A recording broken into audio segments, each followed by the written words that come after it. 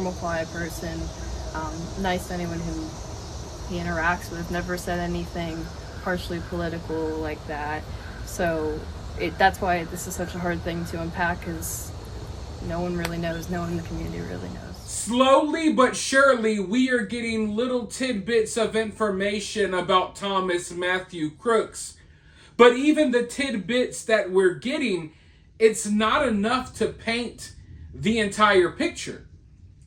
We have a couple of random pieces, but we do not have nearly enough to put together the entire puzzle. We've heard a little bit from classmates, but for the most part, we still really don't know much about Thomas Matthew Crooks. Hell, we haven't even really seen photos of this guy as an adult. Don't get me wrong, there's one or two that are floating out there, but can you confidently say that you know exactly what this guy looks like right now at the age of 20 years old? Because I've been looking into this story since 30 seconds after the event took place, and I can't confidently tell you what he looked like exactly on that day. But we do know other information. We know a lot of information, some of which is kind of useless.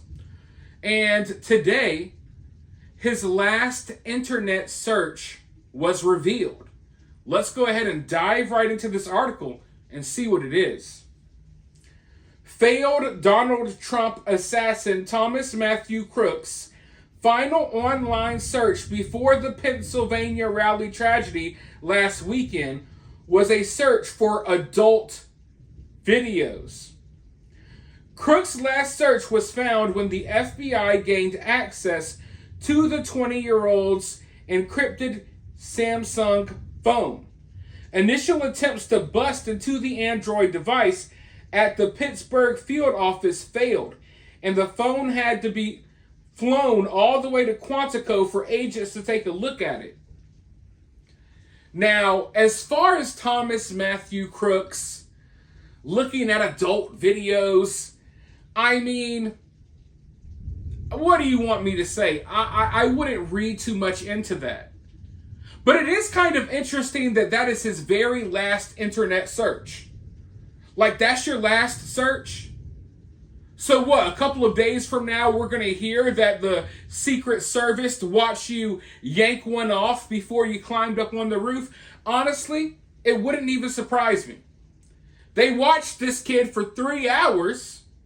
Is there a possibility here that the Secret Service watched Thomas Matthew Crooks watch adult videos before he went and did what he did? Because that's his last internet search. And we know that law enforcement was watching him for 3 hours before the tragedy. So there's a possibility here that some of these officers maybe witnessed Thomas crank his last one out. And that's kind of, it's just gross. But I have an issue with this cell phone and how it was so difficult for them to get into this cell phone. Ladies and gentlemen, you know, there's people selling dime bags on the corner who get caught by local police and they access their phone immediately. Meanwhile, we got this 20-year-old who, I mean, I guess his priorities weren't really in order. Right before he tried to assassinate the former president, the dude's watching, you know, the hub, if you will, okay? He's online looking at big booty Latinas shortly before what he did. And we got the combined might of every law enforcement agency you can think of in America. You got the Secret Service, you got the CIA, you got the FBI, you got local police, you got state police, you got God knows who. And it took y'all days to crack into this dude's phone.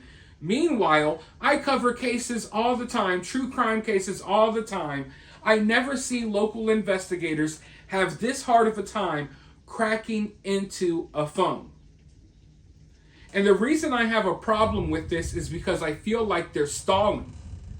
They're stalling on releasing some of this information because they know that the news cycle, it moves really quickly. A week or so from now, half of you all will forget this ever happened. Hell, last night during Donald Trump's speech, he said that he never even wanted to talk about it again. So the longer they draw this out, the more and more eyes will be off the story by the time they start releasing the truth. I see this all the time in all of these stories that I cover. They hide the truth for months on end, and then when no one's paying attention no more, when no one cares about the news story anymore and you're moved on to something else, that's when they release the information. I mean, look at today. Look at today, folks.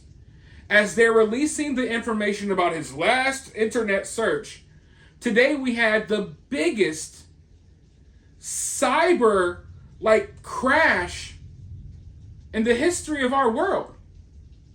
We had the biggest cyber IT outage in the history of planet Earth today. So there's already, other historical events happening since the last one we lived through a few days ago. And that's what they're counting on. That's why I have a problem with them taking so long to get into this phone, because I don't know if they're taking a long time on purpose. But there is more information revealed as well.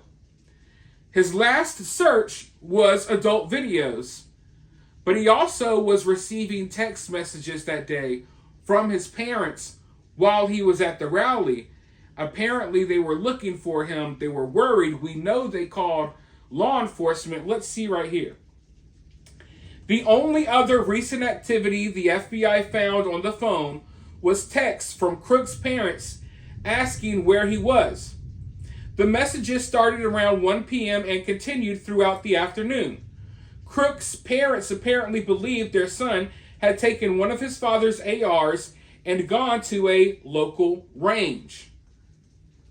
Now, can you imagine? Can you even imagine being in their shoes right now? Never in your wildest dreams would you think, oh, where's our son? Oh, is he out there trying to take out Trump? I mean, I'm not a parent yet. I know a lot of you all are. So I want to hear from you all in the comments.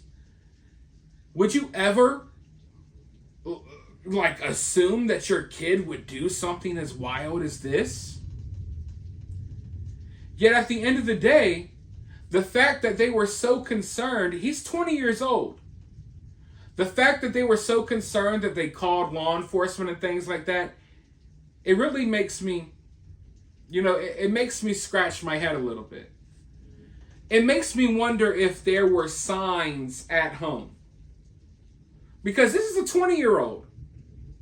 He's out after 1 p.m. Okay, cool, whatever. If going to the range was one of his hobbies and he did it all the time, which we're hearing that he did go to the range before the Trump rally, as I believe it was the day before, then that shouldn't have been too odd. So why did his parents automatically assume the worst?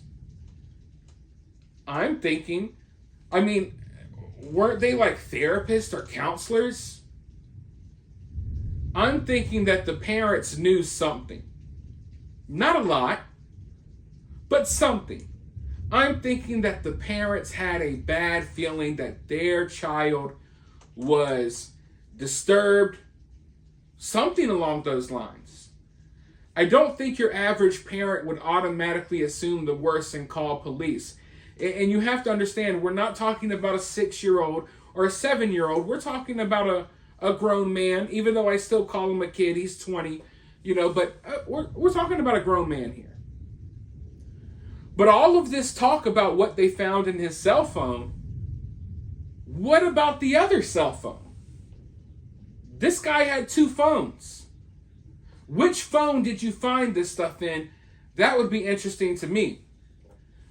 Because I'm wanting to know if the phone he had on him at the time, was that his main phone? Or was it the burner phone? Was it the secondary phone?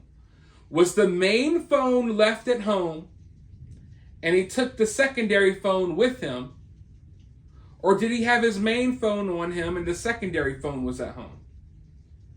Now that might sound confusing and some of you might be like, why does that matter?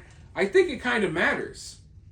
Because if you have this secret phone that you're having these secret conversations on and you don't really want it to be, you don't want them to be able to, tie this phone back to you or whatever, I think that would be the phone that you would take to the event, not your personal phone. You would take the burner phone when you're out there about to do what Thomas did, right? So that's what I want to know. What's the deal with these two phones? What's the deal with these encrypted conversations and communications and overseas accounts? We need to know more details about that. But as of right now, we don't know. And I know there's going to be a briefing on Monday with members of Congress, so we may have to wait till then. But hell, by then, who knows what type of historical events will have broken out. And people might not even care anymore. But that's the world we live in. Everything is just going so fast. It just feels like the world is spinning so fast these days. But for right now, let me know your thoughts about this down in the comments below. While you're down there, hit that thumbs up, hit that subscribe button, ring that notification bell. And if you find yourself getting too worked up, remember, it's all just political cinema.